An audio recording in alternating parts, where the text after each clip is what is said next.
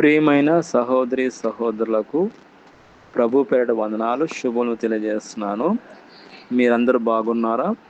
మీ అందరి గురించి ప్రార్థన చేస్తూ వస్తున్నాము. మీరు ఎవరైనా కొత్తగా ఛానల్ చూస్తున్నట్లయితే దయచేసి సబ్స్క్రైబ్ చేసుకోండి.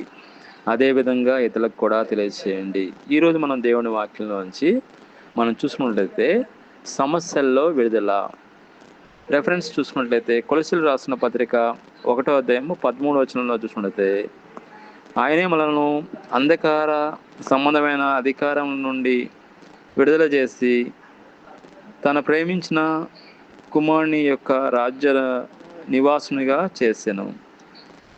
ఇక్కడ మనం చూసుకుంటే సమస్యల్లో విడుదల దేవుడే అండి మనకు సమస్యల్లో విడుదల ఇచ్చేది. నీవు సమస్యల గురించి అందరి దగ్గరే ఏడ్చావా? ఎవరైనా సహాయం చేస్తారు అంటే ఎవరు సహాయం చేయలేరు. నరుడు ఎవరు నమ్మదగిన వాడు కాదు, కానీ దేవుడు నమ్మదగిన వాడు. నీ పరిస్థితిని, నీ చరిత్రను మార్చగల దేవుడు, నీ కన్నీటిని నాట్యంగా మార్చగల దేవుడు ఆయనే. కాబట్టి దేవుడి దగ్గర ఏడవడం నేర్చుకోవాలి.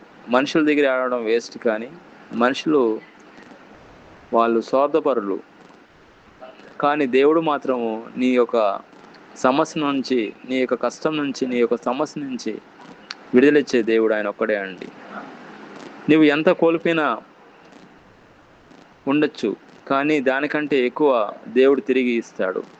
మనం ప్రార్థన చేసేటప్పుడు ఆమెన్ అంటాం. ఆమెన్ అంటే అర్థం నీకు తెలుసా? ఆమెన్ అనగా అట్లాగే జరుగునుగా కానీ అర్థం.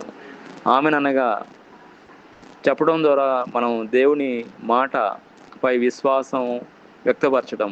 అదేవిధంగా ఆమెన్ అనగా ప్రార్థనపై అంగీకారాన్ని వ్యక్తపరచడం తెలియజేస్తుంది. కాబట్టి మనం ప్రార్థన చేయగానే ఆమెన్ అంటాం, కానీ ఆమెన్ అనే అర్థం, ఆమెన్ అనగా అర్థం తెలుసుకోవాలి. ఆమెన్ అనగా అలాగే జరుగుతుంది అనే నమ్మడము. కాబట్టి నీ జీవితంలో కష్టాల్లో ఉన్నావా? అయితే దేవుడు సన్నిధికి వచ్చి ప్రార్థనలో దేవుడిని పాదాలు పట్టుకో. అప్పుడు దేవుడు నిన్ను తప్పకుండా ప్రతి సమస్య నుంచి నీకు విడుదల ఇస్తాడు. ఈ 2020 సంవత్సరంలో అద్భుతమైన సంవత్సరంగాను, గుర్తుండిపోయే సంవత్సరంగాను ప్రభు నీ జీవితంలో చేయబోతున్నాడు. కాబట్టి నమ్మడం వల్ల మార్క్స్ వార్త 9:23లో నమ్ముట నీ వలనైతే నమ్మవానికి సమస్తం సాధ్యమే.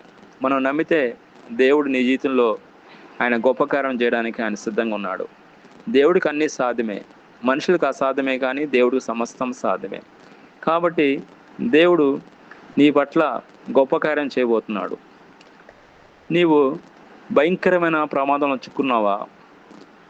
ఆ ప్రమాదం నుంచి ఎట్లా బయటపడాలని ఎదురు చూస్తున్నావా? అయితే దేవుడే నిన్ను ఆ ప్రమాదం నుంచి విడిపిస్తాడు, న్యాయం చేకూరుస్తాడు. న్యాయము నీ పట్ల గొప్పగా ఆయన చూపిస్తాడు. ధైర్యంగా ఉండు. సత్యమే నిన్ను గెలిపిస్తుంది, సత్యమే నిన్ను విడుదలపరుస్తుంది. అదేవిధంగా దేవుడు నీ యొక్క ప్రతి సమస్య నుండి, ప్రతి కష్టం నుండి, ప్రతి ఇబ్బంది నుండి నీకు విడుదల ఇస్తాడు, విడుదల చూపిస్తాడు. కాబట్టి విశ్వాసం పెట్టి విశ్వాసం ఉంచు. అదేవిధంగా నీ అమ్మ ప్రార్థనో, నీ ఫాస్టర్ గారి ప్రార్థనో, మీ నాన్న ప్రార్థనో, మీ కుటుంబ ప్రార్థనో, మీ స్నేహితుల ప్రార్థనో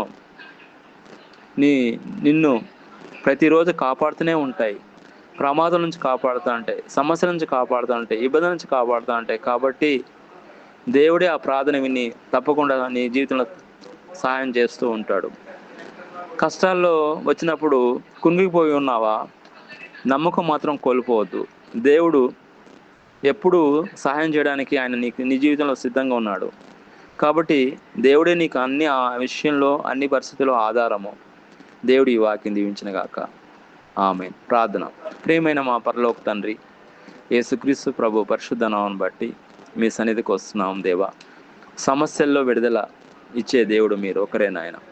మీ పాదాలకు వందనాలు తండ్రి. ఎవరైతే ఈ వాక్యం విన్నారో ప్రతి ఒక్కరిని దీవించండి. ఎవరైతే వాక్యం వినలేదో వాళ్ళని కూడా వినే విధంగా కృప చూపించమని, గొప్ప కార్యం చేయమని యేసుక్రీస్తును ప్రార్థన చేస్తున్నాం తండ్రి. ఆమేన్.